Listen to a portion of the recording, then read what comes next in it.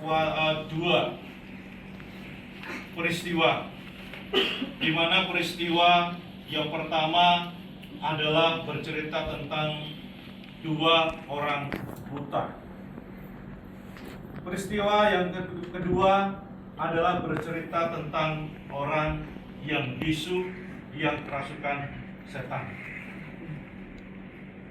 Dari kedua cerita ini, atau dari kedua peristiwa ini, kita dapat mengambil suatu pelajaran yang mungkin dapat kita ambil untuk kehidupan kita.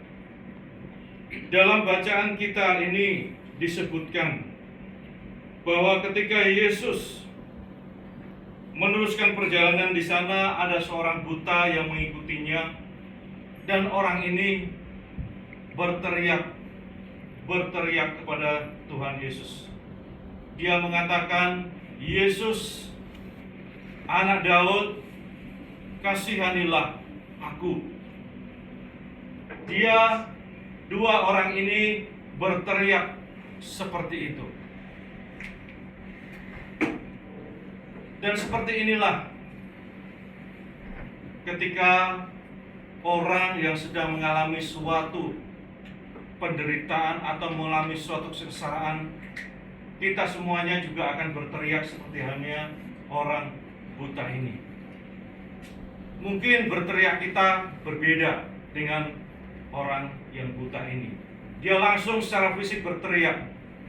Tetapi kita sekarang mungkin berteriaknya berbeda. Mungkin kita akan masuk kamar, kemudian kita berdoa, dan mungkin kita akan memanggil nama Tuhan berkali-kali. Kita berteriak kepada Tuhan, "Tuhan Yesus Kristus, kasihanilah aku." Doa yang sangat singkat seperti ini kita kumandangkan ketika kita mengalami suatu kesengsaraan di hadapan Tuhan. Beda dengan orang buta ini. Dengan kebutaan, dengan ketidaktahuan, dia merasa atau dia ingin tahu, dan dia mencari atas kesadaran yang telah terjadi dalam dirinya, yaitu dia tahu bahwa dirinya sedang buta, dan dia mencari untuk mendapatkan kesembuhan. Jadi beruntung sekali orang ini tahu bahwa dia sedang buta. Tetapi kadang dalam kehidupan kita pun kadang-kadang kita tidak tahu bahwa kita ini sedang buta. Kita ini sedang tidak tahu, atau kita ini sedang tidak melihat. Seolah-olah kita sudah melihat semuanya. Seolah-olah kita sudah tahu semuanya. Bahkan ketika kita dikasih tahu oleh seseorang, kita sudah mengatakan, aku sudah tahu itu, aku sudah paham itu. Orang yang tidak sadar akan kebutaan seperti ini, beruntung sekali orang yang buta itu. Dia sadar akan keberadaannya, sehingga dia mencari Tuhan Yesus Kristus. Dia datang dan mendekat dan berteriak memohon supaya dia menyembuhkan matanya, bisa melihat. Suatu keberuntungan bagi orang buta ini. Tetapi Yesus tidak langsung menerima ketika orang buta ini berteriak, "Yesus, Anak Daud, kasihanilah aku." Dia tidak langsung menerima. Tetapi Yesus pergi ke rumah, dan orang yang buta ini pun mengikutinya ke rumah itu. Dan apakah ketika kita berdoa kepada Tuhan, berteriak memohon segala sesuatu yang kita alami, apakah Tuhan langsung akan memberi seperti itu? Tidak. Doa bukan seperti kita minum obat. Ketika kita sakit, kemudian dikasih obat, baru sembuh. Doa bukan seperti itu. Tetapi doa mempunyai suatu proses. Seperti halnya orang buta ini, ketika dia berteriak, Tuhan Yesus akan membiarkan dan Tuhan Yesus pergi ke rumah. Ketika kita berdoa, apakah hanya untuk berdoa dan mengucapkan itu saja?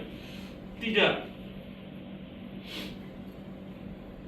Doa atau kita beriman tanpa melakukan sesuatu perbuatan adalah sesuatu yang kosong.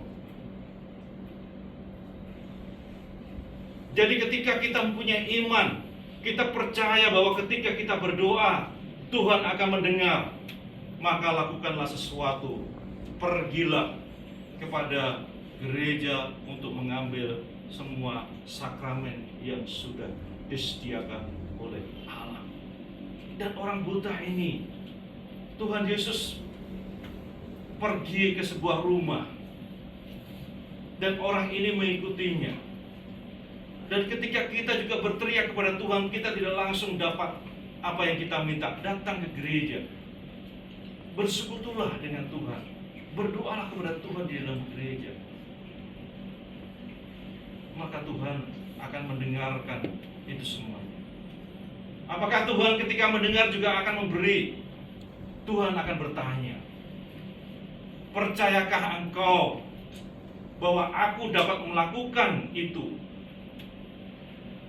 Pertanyaan itu yang dilontarkan oleh kedua orang buta itu ketika dia datang ke rumah menemui Tuhan Yesus. Dia mengatakan, percayakah engkau bahwa aku dapat melakukan semuanya itu?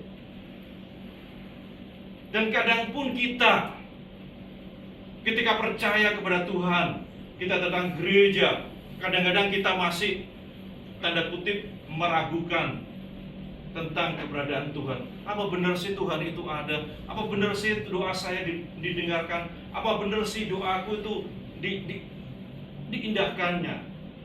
Jadi ada beberapa pertanyaan-pertanyaan. Makanya ketika Tuhan Yesus menemui dua orang buta ini, pertanyaan yang harus dipertanyakan, pertanyaan yang diucapkan, percayakah engkau bahwa aku dapat melakukan semuanya itu? Tuhan Yesus Kristus ingin menyembuhkan jiwanya dulu, secara rohaninya dulu ingin disembuhkan, yaitu tentang rasa percayanya dalam jiwanya ini tentang Yesus Kristus itu. Bagaimana rasa percayanya ini? Dia ingin menyembuhkan jiwanya dulu, ingin menyatukan tentang pemahaman tentang Yesus Kristus itu dulu. Disatukan dulu pemahamannya itu. Baru secara rohani ketika sudah berjalan dengan baik, maka secara fisik akan mengikuti semuanya. Maka Tuhan Yesus mengatakan, percayakah engkau kepadamu? Dan orang ini, ya Tuhan, aku percaya. Apa lagi yang dikatakan oleh Tuhan? Imanmu telah menyelamatkan.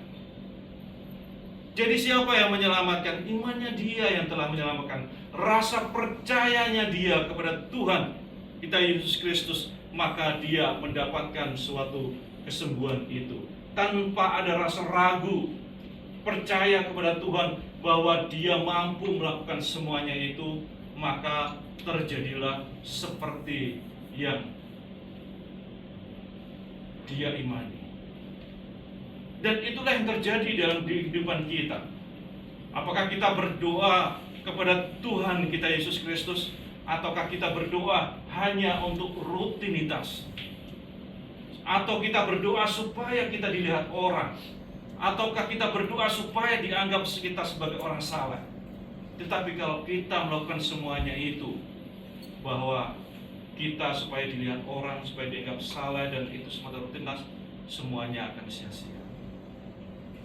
Doa yang kita lakukan tiap hari akan sia-sia dan tidak ada gunanya.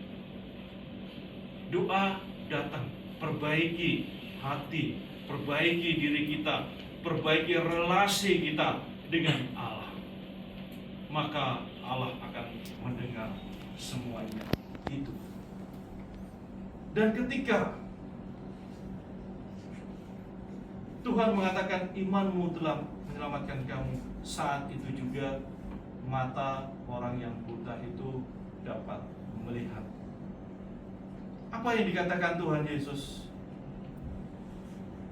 Diam, jangan bicara kepada orang lain. Tetapi apa yang terjadi setelah dia keluar, dia berbicara kepada orang lain. Dia bercerita tentang keadaannya. Dan itulah yang terjadi dalam kehidupan kita. Kadang-kadang kita mengalami suatu keajaiban tanpa kita sadari kita telah bercerita tentang keajaiban yang dimiliki, yang telah terjadi dalam kehidupan kita. Kemudian ada lagi seorang bisu. Ketika Tuhan Yesus sudah selesai menyembuhkan orang buta ini, datanglah seorang bisu karena kerasukan setan. Orang bisu ini datang kepada Tuhan kita Yesus Kristus, dan Tuhan Yesus Kristus pun menyembuhkan orang yang bisu ini. Saudara yang dikasihi Tuhan, dalam bacaan kita kali ini kita mempunyai suatu pelajaran di mana hati kita mungkin secara rohani kita telah buta, atau mungkin secara rohani kita telah bisu. Buta, tidak bisa melihat tentang keadaan di sekitar kita, tidak bisa melihat apa yang terjadi tentang mujizat-mujizat yang telah Tuhan berikan kepada kita. Sehingga kita rasa syukur kita berkurang karena kita tidak pernah melihat apa yang telah Tuhan berikan kepada kita. Kita buta dengan segala sesuatu yang telah Tuhan berikan kepada kita. Bahkan Tuhan sudah memberikan semuanya untuk kita. Kadang kita buta untuk semuanya itu. Kadang kita juga bisu untuk mengucapkan rasa syukur. Rasa syukur yang Tuhan telah berikan kepada kita. Entah itu apa, entah itu pangkat, entah itu jabatan, entah itu kekayaan, entah itu ketampanan, entah itu kecantikan, entah itu apa saja hal-hal yang duniawi, Tuhan sudah berikan semuanya itu. Ucapkanlah rasa syukur. Jangan menjadi bisu, jangan menjadi keluh. Ucapkan rasa syukur itu di hadapan Allah. Walaupun kita sudah buta, tetapi ucapkanlah rasa syukur itu di hadapan Allah. Dan saudara-saudari yang terkasih dalam Tuhan, marilah kita membuka mata hati kita, dan marilah kita membuka suara hati kita, supaya hati nurani kita tidak dibutakan, hati nurani kita tidak dibisukan untuk menyuarakan tentang kemuliaan nama Allah. Nah, di dalam nama Tuhan kita Yesus Kristus, dalam nama Bapa, Putra, dan Roh Kudus. Mari kita lanjutkan liturgi suci.